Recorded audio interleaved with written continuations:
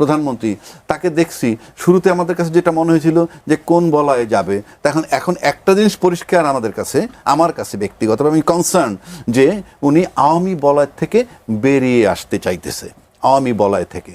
এখন আওয়ামী বলয়ের সাথে আন্তর্জাতিকভাবে কারা আছে, লোকালি কারা আছে, সব কিছু উনি এই বলয় থেকে বের হয়ে আসতেছে। সেই বলয় থেকে যদি বের হইতে হয় তাহলে রাষ্ট্রপতির অপসারণ আমি মনে করি খুবই জরুরি এবং সেটা খুবই যৌক্তিক।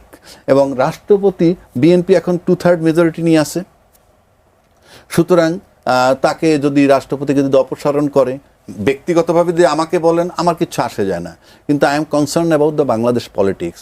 যেহেতু তারেক রহমান সাহেবকে 5টা বছর পার হইতে হবে, সুতরাং সেক্ষেত্রে অ্যাটলিস্ট আপনার লয়াল লোক দরকার। কেন দরকার? আপনি যে কোনো সিস্টেম লস যদি বন্ধ করেন, যে পানি বের হয়ে যায়, সেই পানিটার যদি ফুটোগুলো বন্ধ করে দিতে পারেন, তাহলে কিন্তু বাড়তি পানি না আসলে পানিটা জমে।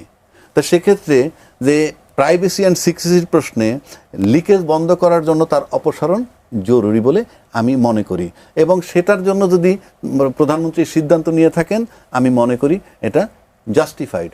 আর তার মতো লোকরে দিয়ে যদি কেউ ভাবে যে উনি স্বেচ্ছায় পদত্যাগ করেন, আমি নিশ্চিত পৃথিবী উল্টে যেতে পারে, আমি বিশ্বাস করব বলে মনে করি না। যদি তাই হইতো তাহলে আমরা দেখছি যে তার রোল কি, তার খাইচ্যত কি, তারপরে আছে। এখন যদি মনে করেন তুমি যদি ওইখানে বসে বসে ফ্যাসিজমের রিপ্রেজেন্ট হিসেবে থেকে থাকেন, এটা যদি নিশ্চিত হয়ে থাকে, তাহলে তার অপসারণ জরুরি। করছি না, আপনি তার খাইচ্যতটা দেখেন, এটাকে বলে খাইচ্যত। আমার পদে থাকতে হবে, কোন ইনফ্লুয়েন্সে কেন থাকতেছে? এখন সেই যে ইনফ্লুয়েন্সে থাকতো, সেই ইনফ্লুয়েন্স আস্তে আস্তে আস্তে আস্তে দুর্বল হয়েছে। আপনার যদি মনে থাকে তাহলে আপনি দেখবেন আমাদের মোমেন সাহেব যে পররাষ্ট্রমন্ত্রী ছিল, উনি ক্ষমতাচ্যুত হওয়ার পর শেখ হাসিনা তার 8 মাস পর বাংলাদেশ থেকে বেরোইছেন আজকের প্রশাসনের সহযোগিতায়, সেটা তিনি নিজে বলেছেন। এবং উনি বলছেন আমি 5 বার সিম পাল্টাইছি, 6 বার বাসা পাল্টাইছি, প্রশাসন আমাকে সহযোগিতা করছে, তাই আমি 8 মাস পর বেরিয়ে আসছি। এই যে প্রশাসনের যে ইনফ্লুয়েন্সটা ছিল, সেই ইনফ্লুয়েন্সটা আস্তে আস্তে আস্তে আস্তে দুর্বল হচ্ছে। তার বহিঃপ্রকাশ হলো রাষ্ট্রপতি। রাষ্ট্রপতিকে এখন সরাচ্ছে কেন? রাষ্ট্রপতির কোনো ফাংশন নাই উনি বলছেন, কিন্তু আজকে পর্যন্ত যে আমার যে টালমাতাল সিচুয়েশন, এখন পর্যন্ত কিন্তু আমি বলছি যে এই সরকারও কিন্তু তপ্ত পাটাতনের উপরে দাঁড়াইছে সেই 5ই আগস্টের পর। স্টিল আমরা এখনও কিন্তু অনেক খারাপ পরিস্থিতির মধ্যে, আনস্টেবল সিচুয়েশনের মধ্যে আছি। সেই রকম একটা জায়গায় তার লন্ডন সফর এটা ডাউটফুল ছিল। লন্ডন সফরে দেখা গেছে 2 হাত ভরে খালি শপিং করতেছে, উনি কিন্তু গেছেন চেক আপ করাইতে। তো এই সমস্ত ব্যাপার। আর তার মতো একটা মানুষের আরেকটি সূত্র বলছে যে তিনি আসলে সেখান থেকে ফোনে কথা বলেছেন। আমি সেটা বললাম না, আপনি অর্থটা বুঝে নেন। গেলাম চেক আপ করে, তো 2 হাত দিয়ে বাজারটা নি কেমনে? আমি একটা সাবেক রাষ্ট্রপতি, সাবেক না, আমি একজন রাষ্ট্রপতি। তারপর সেই রাষ্ট্রপতির কি অবস্থাটা কি? আপনি সেই রাষ্ট্রপতি যিনি নাকি সকালে এক কথা বিকালে এক কথা, একবার বঙ্গবন্ধু একবার জিআরজি কির যিনি করেন, তার কি কোনো চরিত্র আছে? তাকে কি কেউ বিশ্বাস করবে? হয়তো সিচুয়েশনের খাতিরে আমাদের আজকের প্রধানমন্ত্রী একটু সাইলেন্ট ছিলেন, কিন্তু সময়ের ব্যবধানে উনি ভাবলেন যে না, সিক্রেসি অ্যান্ড প্রাইভেসি খুব ইম্পর্ট্যান্ট একটা ফ্যাক্টর। কারণ রাষ্ট্রপতির কোনো রোল নাই। কালকে যদি ঘটনাচক্রে কোনো কারণে একটা খারাপ পরিস্থিতি আইসা যায়, আল্লাহ মাফ করুক, যদি আইসা যায়, তাহলে একটা জরুরি অবস্থাও যদি আসে, he will play very important role. আর সেক্ষেত্রে আমার একটা নিজস্ব লোক দরকার বলে আমি মনে করি, 1 নম্বর। 2 নম্বর হইল যে উনি রাষ্ট্রপতি, উনি শেখ হাসিনার সময়ের রাষ্ট্রপতি, ফ্যাসিজমের পক্ষের লোক বলে আমরা বলতেছি। কাজেই উনি ধোয়া তুলসী পাতা, উনি যে লিকেজ করেন না, ওনার কাছ থেকে যে লিক হচ্ছে না, আমরা কিভাবে যাব? সুতরাং রাষ্ট্রের নিরাপত্তার খাতিরে, প্রাইভেসি সিক্রেসির কারণে, প্লাস তাকে তার দলীয় একটা বানানো দরকার। অ্যাটলিস্ট আমাদের প্রধানমন্ত্রী সাহেব এইটুক নিশ্চিত থাকবেন যে আমার প্রতি লয়াল একজন ব্যক্তি। উনি লয়াল না, এটা কেন জানেন লয়াল না? তার প্রমাণই হলেই এই একই মুখে আমি স্বাধীনতার ঘোষক বঙ্গবন্ধুকে বলছি, একই মুখে আমি জিয়াউর রহমান সাহেবকে স্বাধীনতার ঘোষক। এইরকম লোকরা যদি কেউ বিশ্বাস করে, তা এমন একটা জায়গায় আসছেন। কারণ আমরা তারেক রহমান সাহেব আমাদের আজকের জনাব অ্যাডভোকেট আবু হেনা রাজাকে আপনার কাছে একই প্রশ্নই মোটামুটি রাখতে চাই। 5 আগস্টের পরবর্তীতে আমরা দেখেছিলাম যে বিভিন্ন রাজনৈতিক চাপ ছিল এবং বিতর্কের মধ্যেও কিন্তু তিনি পদে ছিলেন, এবং 12 তারিখের পরেও আমরা দেখলাম যে প্রথম সংসদের যে অধিবেশনটি ছিল, সেখানেও তার ভাষণের পর কিন্তু ওয়াকআউট করে বিরোধী দল। সবকিছু মিলিয়ে এখন কেন আসলে তার এই পদত্যাগের গুঞ্জনটি আসছে? আপনার বিশ্লেষণে কি বলে? দেলোয়ার সাহেব তো সব বইলেই ফেলাইছে, আমার তো আর কিছু বলার নেই। তবে এইটুকু বুঝতে পারি আমি যে আপনি যদি একটা নদী সাঁতার দেওয়া শুরু করেন এবং 5 বছর আপনাকে সাঁতরাইতে হবে, সেটা হলে নির্বাচিত সরকার। তাকে নর্মাল ট্রেন্ড আমাদের 5 বছর তাকে এই নদী পাড়ি দিতে হবে, এপার থেকে ওপারে। তো সেই যাত্রা যখন শুরু করলো তার বয়স 5 মাস হতে চলল, এবং রাষ্ট্রপতিকে যখন অপসারণ করা সবার দাবি ছিল, আমি মনে করি দেলোয়ার সাহেবও দাবি ছিল 5ই আগস্টের পর, তখন কিন্তু আজকে যারা ক্ষমতাসীন তারা সম্মতি দেননি। এবং তাদের সম্মতিতেই যে শুধু হয়নি তা না, তার রাজনৈতিক শক্তি, তার সাথে ইনফ্লুয়েন্স হয়েছে আজকের আর্মিরাও তাকে রাখার পক্ষপাতী ছিল। কেন এখন যদি বলেন আপনার কাছে প্রমাণ কি, প্রমাণ নাই, বাট আমরা তো বুঝি, এই আবহাওয়ার ভিতরে থাকি, এই হাওয়ার মধ্যে থাকি। হ্যাঁ, শেখ হাসিনার মতো শক্তিশালী মহিলাকে চলে যেতে বাধ্য হলো, আর তার যে শতভাগ না 1000 ভাগ দুর্বল একটা ইনঅ্যাক্টিভ মানুষ থেকে গেল। তার মানে কি? তার মানে তাকে রাখা হয়েছে। যারা রাখছিলেন তারা কেন রাখছিলেন সেটা আমি জানি না। এমন হতে পারে যে তপ্ত লোহার উপরে দাঁড়িয়েছিল ওই মুহূর্তে রাজনৈতিক দল, ইনক্লুডিং ইন্টারিম গভর্নমেন্ট, অন্তর্বর্তীকালীন সরকার। হ্যাঁ, তারাও একটা তপ্ত পাটাতনের উপরে ছিল। সে কারণে হয়তো পারেনি, কারণ প্রশাসনকে লাগে কাজে। প্রশাসন যদি না ঝোঁকে, আর্মি একটা ফ্যাক্টর ঝোঁকে নাই, তাই সরাইতে পারে নাই। কিন্তু এই 5 মাস সাঁতার দেওয়ার পর আমাদের মাননীয় প্রধানমন্ত্রী উনি এখন বুঝতেছেন এই যে তাকে রাখা যাবে না। কেন রাখা যাবে না প্রশ্ন আনতে পারেন। এখানে আমার প্রশ্নটা হলো যে এখানে কি, ধন্যবাদ, আমি আবার আসবো মেজর অবসরপ্রাপ্ত ডেলেজ খান। আমি যেটি বলছিলেন আবু হেনা রাজাকি, যে আসলে পরবর্তী রাষ্ট্রপতি নির্বাচনে অনেক সতর্ক হওয়ার প্রয়োজনীয়তার কথা কিন্তু তিনি বারবার বলেছেন। এবং এই যে পরবর্তী রাষ্ট্রপতি হিসেবে রাজনৈতিক নেতাদের পাশাপাশি একজন সাবেক ও বর্তমান আমলার নামও সম্ভাব্য রাষ্ট্রপতি হিসেবে আলোচনায় এসেছে, অনেকের নাম আসছে। যদি কোনো আমলাকে রাষ্ট্রপতি করা হয়, এটি কি রাজনৈতিক দলগুলোর উপর আস্থার সংকটের তৈরি করবে কিনা? পরবর্তী রাষ্ট্রপতি কেমন হওয়া উচিত? ধন্যবাদ। দেখেন, বাস্তবতাটা আমরা বোঝার চেষ্টা করি। সেটা হচ্ছে বর্তমান যে সেট আপ আছে প্রচলিত পদ্ধতিতে, এই পদ্ধতিতে আমি আবারও সবিনয়ে মানে সংবিধানের প্রতি শ্রদ্ধা রেখেই বলছি যে মাননীয় প্রধানমন্ত্রী যদি সম্পূর্ণ রাষ্ট্রপতিকে অ্যাভয়েড করে চলতে চান, চলতে পারেন।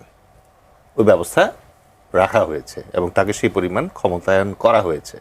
ঠিক আছে, লাস্ট কনস্টিটিউশনের কমপ্লেইন তো এটাই ছিল যে prime minister became so powerful that দণ্ডমুণ্ডের কর্তা হয়ে উঠছিলেন উনি, এবং ওনার যে পাওয়ারটা আছে এটাকে চেক অ্যান্ড ব্যালেন্স করার কোনো অপশন ছিল না। একটাই অপশন ছিল, সেটা হচ্ছে রাষ্ট্রপতির যে পদটা, সেটাকেও আস্তে আস্তে কাটছাট করে এমন অবস্থায় আনা হয়েছে যে এই পদটা এখন টোটালি একটা অর্নামেন্টাল পজিশন ছাড়া আর কিছুই না। তো সেই প্রেক্ষিতে আমাদের এক্সপেকটেশনটা কি? দেখেন, আমাদের দেশে এখন একটা ভীষণ রকম দৈন্য চলছে, সেটা হচ্ছে চারিত্রিক দৈন্য।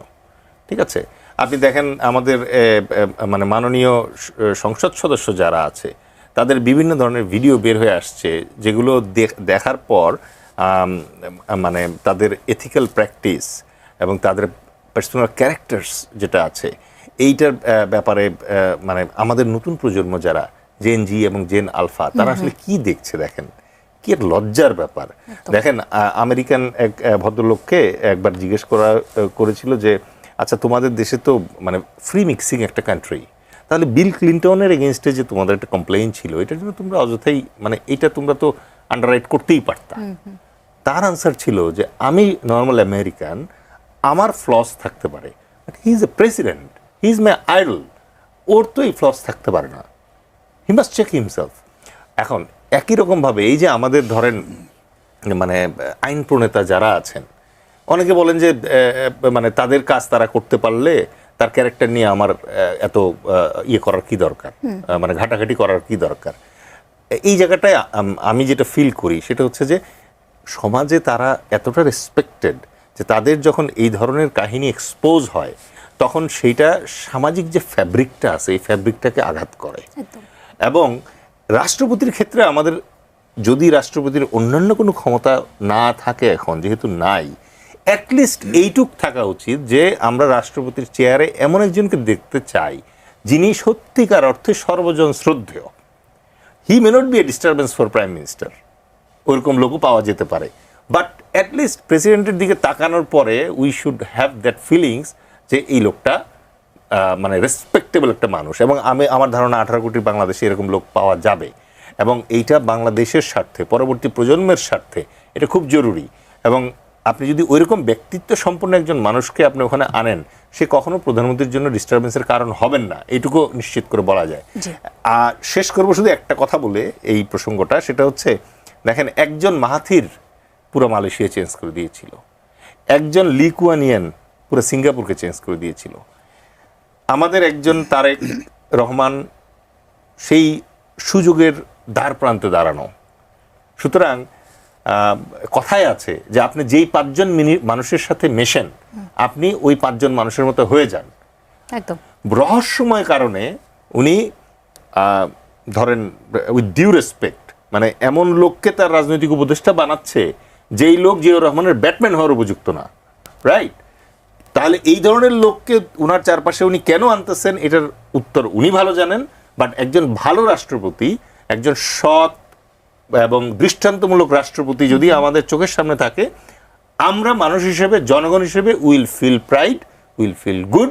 আমাদের জাতীয়তাবাদী যে চেতনা আছে, এই চেতনাটাকে সমুন্নত রাখা হবে। জি, অ্যাডভোকেট আবু হেনা রাজ্জাকি, এই বিষয়টিতে এই প্রশ্নটি অবশ্যই আপনার কাছে রাখবো যে পরবর্তী রাষ্ট্রপতি কেমন হওয়া উচিত, কাদের মধ্যে থেকে হওয়া উচিত। এই প্রশ্নটির উত্তর দেবার আগে আমি একটি প্রশ্ন আপনার কাছে রাখতে চাই যে নাহিদ ইসলাম বলেছেন রাষ্ট্রপতির পদত্যাগের পর তাকে গ্রেপ্তার করে বিচারের দাবি তিনি জানিয়েছেন। রাষ্ট্রপতির বিরুদ্ধে গুরুতর যদি অভিযোগ থাকে, তাহলে পদত্যাগের পর তাকে আইনের আওতায় আনার সাংবিধানিক বা আইনগত কোনো ভিত্তি আছে কিনা, নাহিদ ইসলাম যেটি বলেছেন সেটি কি সম্ভব কিনা বা করা উচিত কিনা? রাষ্ট্রপতি পদে থাকাকালীন তো তার বিরুদ্ধে আপনি কোনো মামলা করতে পারবেন না। এটা সাংবিধানিকভাবেই তার প্রতি সম্মান। বাট রাষ্ট্রপতি পদ থেকে যাওয়ার পর মামলা হবে না কেন? এরশাদ সাহেবের কি ছিল, কি অবস্থায় ছিল? তারপরে প্রধানমন্ত্রী বেগম খালেদা জিয়ার কি হয়েছিল? রাষ্ট্রপতি তো আসলামই, প্রধানমন্ত্রী খালেদা জিয়ার কি হয়েছিল? আপনি ক্ষমতায় না থেকে চলে যাওয়ার পর আপনার বিরুদ্ধে যে কোনো কিছু হতে পারে, যে কোনো অভিযোগ আপনি আমলে নিতে পারে, সেটা ভিন্ন কথা। কিন্তু রাষ্ট্রপতি কেমন হওয়া উচিত, এই যে বিষয়টা আসছেন, আলোচনা হচ্ছে, জি, দেলোয়ার ভাই কিছু টাচ করছে যে একদিকে যেমন প্রধানমন্ত্রীর 5টা বছর পাড়ি দিতে হবে, তাকে দিয়ে উনি আশাবাদী, আবার কিছু উপদেষ্টা বানাইছে সেটা নিয়ে উনি কিছু হতাশ। এটা হতেই পারে, কিন্তু আমি ব্যক্তিগতভাবে বলতে চাই, হয়তো তারেক রহমান সাহেব যা বোঝেন আমি তা বুঝি না। উনি হয়তো আমার কাছে সবচেয়ে অবহেলিত যে ব্যক্তি, তার ভিতরে উনি প্রতিভা খুঁজে পেতে পারেন। তো আমরা এরকম অনেক দেখছি, এমন এক লোক ভবঘুরে, তাকে ডেকে এনে এমন একজন প্রডিউসার, পরিচালক ফিল্মের কিছু রোল দিল, পরে সুপার অভিনেতা হয়ে গেছে। অর্থাৎ ওই প্রতিভাটা সে দেখছে। সুতরাং এন্ড জাস্টিফাইজ দ্য মিনস, ফলাফল বলে দিবে ওনার পছন্দটা ভালো ছিল কিনা। আমরা তো সেক্ষেত্রে আপনার সাজেশন কি হবে? এখন রাষ্ট্রপতির বিষয় যদি আনেন, আমি এখানে বসে বলতে পারি যে দেলোয়ার ভাই বললেন যে রাষ্ট্রপতি হওয়ার মতো ভালো ভালো অনেক লোক আছে। আমি যদি ওনাকে ভালো করে প্রশ্ন করি, উনি কিন্তু নাম বলতে পারবে না কারো। চট করে যদি প্রশ্ন করি, বলেন তো এই মুহূর্তে আপনি কারে চুজ করেন, তাহলে উনি বলতে পারবেন না। যদি বলেন এই প্রশ্ন আমাকে করা হয়, তাহলে আমি বলবো আমার চেয়ে ভালো লোক আমি কাউকে দেখি না। বিষয়টা try to understand my point, what I mean. কারণ কেউ যদি ভাবতো যে রাষ্ট্রের দায়িত্বটা কি জিনিস, তাহলে নেওয়ার আগে 7 বার ভাবতো। কিংবা কেউ যদি ভাবতো আমাকে প্রধানমন্ত্রী ডেকে এই দায়িত্বটা দিচ্ছেন, আমি কি আদৌ যোগ্য কিনা, আমি তো আমাকে অ্যাসেস করতে না পারি, আপনি রাষ্ট্র অ্যাসেস করবেন কিভাবে? আমি সেই অর্থে বলছি। তো এখন প্রশ্ন হচ্ছে যে এর ভিতর থেকে চুজ করবেন। একদম। সুতরাং আমাদের প্রধানমন্ত্রী, উনি দক্ষ কিংবা অদক্ষ এই বিতর্কে আমি যাচ্ছি না। He has got the absolute পাওয়ার, উনি চুজ করবেন। এখন ওনার অনেক পছন্দ নিয়ে বিতর্ক আছে, বা আমারও পছন্দ হতে পারে, বাট ওই যে বললাম, উনি কার ভিতরে কি প্রতিভা দেখেন উনি জানেন। তবে বিশ্বস্ততার প্রশ্নে বর্তমান যে রাষ্ট্রপতি আছে তার চেয়ে অন্য জায়গাও কি তার দল থেকে নেক, সেক্ষেত্রে এর চেয়ে বর্তমানের চেয়ে একজন বিশ্বস্ত রাষ্ট্রপতি তিনি পাবেন, এটুক মোটামুটি নিশ্চিত। এবং সেই হিসাবে এই তাকে সরানোর সিদ্ধান্ত, আমি আবারও বলছি সরানোর সিদ্ধান্ত, কিন্তু ফাইনালি শুনবেন শারীরিক অসুস্থতার কারণে আমি আর পারছি না, এগুলো কমন কথা। যখন পারলে কালকে যেদিন রোববার দিন পদত্যাগ করবো ওই মুহূর্তে, এখন তার শারীরিক অসুবিধা নাই, লন্ডনে চেক আপ করে দিলে এখনও বলতে পারে, ও বলবে যখন চূড়ান্ত হবে। সমস্ত পন্থা চেষ্টা করতে অবলম্বন করার, থাকা যায় কি না, কী পরিমাণ লয়ালিটি চান, সেটা আমরা দিব, ইত্যাদি ইত্যাদি। যাই হোক, একজন দর্শক আছেন ফোনে। জি দর্শক, আপনার নাম বলে পরিচয় বলে প্রশ্নটি রাখুন। আসসালামু আলাইকুম। ওয়ালাইকুম আসসালাম। জি বলুন। আমি মুক্তার আলী বগুড়া থেকে বলছিলাম। জি বলুন। আমি মাননীয় আইনজীবী আবু হেনা রাজ্জাকি ভাইয়ের কাছে আমার প্রশ্ন। বলুন, আমরা আমার শুনছি। কাছে প্রশ্ন হলো, সেটা হলো এই যে আমাদের বর্তমানের বর্তমান রাষ্ট্রপতি, ওনার দুর্ভাগ্য না আমাদের বাংলাদেশের মানুষের দুর্ভাগ্য? এই যে বারবার আমাদের আর একটা প্রশ্ন, এটা একটা বিষয়। আর একটা বিষয় হলো, রাষ্ট্রপতি সর্বোচ্চ একটা সম্মানের একটা জায়গা, উনি পথ থেকে করলো না। কিছু কিছু মানুষ বলতেছে গ্রেপ্তার করো, অ্যারেস্ট করো, তার বিচার করো। এই যে মানি লোকগুলোর যে অমানিক হয়ে যাচ্ছে আস্তে আস্তে, আমরা কি শিখিচ্ছি? আমাদের প্রজন্মগুলো কি শিখিচ্ছে এই দিকে? আমাকে ভালো কিছু দেখার, ভালো কিছু শিখি। এর কি হচ্ছে কি আমাদের দেশে বলেন? জি বুঝতে পেরেছি। আপনাকে অসংখ্য ধন্যবাদ আপনার প্রশ্নের জন্য। এই প্রশ্নের উত্তর অবশ্যই আপনার কাছে নেব। হ্যাঁ অবশ্যই দেবো। আমি ওনার ব্যথাটা বুঝতে পারছি। উনি মুক্তার আলী বগুড়া থেকে প্রশ্ন করছেন। আমি সৌভাগ্যবান মনে করি যে উনি আমাকে প্রশ্ন করছেন, শুনতে ভালো লাগে। আচ্ছা, রাষ্ট্রপতির পদটা অবশ্যই সর্বোচ্চ আসন, সাংবিধানিক সর্বোচ্চ পদ। সাংবিধানিক সর্বোচ্চ আসন, কোনো সন্দেহ নাই। সেই আসনটাই বসে যদি একজন রাষ্ট্রপতি আজকে রাজ্জাকি সাহেব জাতির স্বাধীনতা যুদ্ধের ঘোষক বলে, তারপরে আবার সময় বদল করে দেলোয়ার হোসেন সাহেব স্বাধীনতার ঘোষক বলে, তার জন্য এই নিন্দাটা প্রাপ্য। কারণ you cannot change yourself. আপনি বিশ্বাস করেন কি সেখানে থাকতে হবে। এটা একটা রাষ্ট্র, আপনি যা মন চায় তাই করবেন, তার মানে আপনার বিশ্বাসই নাই। আপনি কি বিশ্বাস করেন? আপনার কনসেপ্টটা কোথায়? একটা কিছু মানুষ তো বিশ্বাস করে, যেমন এই যে, আচ্ছা ওই প্রশ্নে পরে আসি। এরপর উনি আরেকটা প্রশ্ন করছেন যে আমাদের যারা শিক্ষিত জ্ঞানী গুণী তাদের মর্যাদা কি। দেখেন, আমরা চিৎকার করতেছি এডুকেশনের জন্য, আমরা চিৎকার করতেছি পরীক্ষা বন্ধ হবে না, গলা সমান পানি দিয়ে পরীক্ষা দিতে যাচ্ছে। সুস্থ মস্তিষ্কের কোনো লোক এই সিদ্ধান্ত নিতে পারে না যে গলা সমান পানি দিয়ে পরীক্ষা দিতে যাবে। কেন আসছি কথাটায়? শিক্ষার যখন এত গুরুত্ব, তাহলে আপনি বলেন তো, একজন ভদ্রলোক 2টা PhD করছে, একটা ইকোনমিক্স আর একটা আরেক সাবজেক্টে, তারপরে যদি মনে করেন সে নোবেল লরিয়েট হইছে, তাকে যখন আমি টিভির পর্দায় বলি বিশ্ব বাটপার, তাহলে এই এডুকেশনের কি মূল্য? জাস্ট আপনি চক্ষুটা বন্ধ করে ভাবেন। আপনার সাথে তার দ্বিমত থাকতে পারে, আপনার মত পছন্দ না হতে পারে, কিন্তু যে লোকটা PhD ডিগ্রি হোল্ডার, বিশ্ব তাকে নোবেল দিছে, এটা নাকি কিনতেও পাওয়া যায়, এমন কথা বলছে। আর এরকম বহু লোক আছে যাদের নোবেল 10টা কেনার টাকা আছে। নোবেল কেনা তো দূরের কথা, নোবেল যেখানে দেয় সেই দরজার সামনে যাক না। তা প্রশ্ন হচ্ছে, সামনের জেনারেশন শিখবে কি? আজকে আমরা যখন বলতেছি 2টা ডক্টরেট পাওয়ার পর নোবেল বিজয়ী, যে বিশ্বের এমন কোনো রাষ্ট্রনায়ক নাই যাকে এক নামে চেনে না, এখন বললে কি বলবে? আমি ইনুসের পক্ষপাতী নও, আমি ওনার কথার জবাব দিচ্ছি। He is well educated. তাকে যখন বলা হয় বিশ্ব বাটপার, তখন মুক্তার আলী ভাই কি একবারও প্রশ্ন করছে টেলিফোন করে যে ভাই তাকে বিশ্ব বাটপার বলতেছেন কেন? তার ফল থাকতে পারে, আমি বলছি না উনি ধোয়া তুলসী পাতার, বহু বড় ক্রিমিনাল হতে পারে, কিন্তু এই যে আমরা বলি, সুতরাং আমি জেনারেশনকে কি দিচ্ছি? আর রাষ্ট্রপতি সকালে এক কথা, বিকালে এক কথা। আবার আরো বলছি, সমস্ত রাজনীতিবিদ শিক্ষিত লোক 55 বছর যাবত একটা কথা বলতেছে যে রাজনীতিতে শেষ কথা বলতে কিছু নাই। এই যে আপনি বলতেছেন, তার মানে সকালে একটা, বিকালে একটা, রাত্রে একটা বলবেন।